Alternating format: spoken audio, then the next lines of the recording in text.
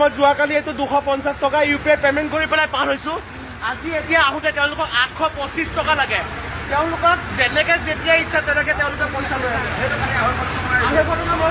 আপোনালোকে কিয় আৰু প্ৰথম নম্বৰ কথা আপোনালোকে বিহেভিয়াৰ কিয় বেয়া কৰে?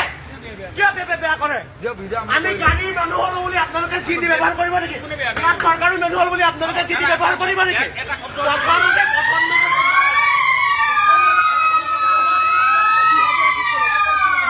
প্ৰমাণ সহকাৰে দি আছো। মই যোৱাকালি 250 টকাত পাৰ হৈছো। আপোনালোকে ক'ব নাইট চুপাৰ মানুহ বেলেগ, ডে চুপাৰ মানুহ বেলেগ। এক মিনিট ৰ'ব। আপোনালোকে ক'ব মোৰ ডে চুপাৰ মানুহ বেলেগ, নাইট চুপাৰ মানুহ বেলেগ। আপোনালোকৰ প্ৰব্লেম।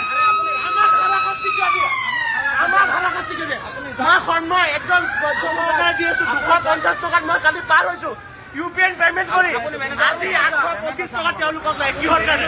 নাজানি কেনে আপোনালোকৰ পৰা এনেকুৱা কৈছে। এনে ৰিয়েল UPI দিলে কিমান পাৰ হ'ব? 250 পাৰ হ'ব লাগে। এতিয়া কি কৰিম মই আপোনাক? এতিয়া মই কি কৰিম আপোনাক?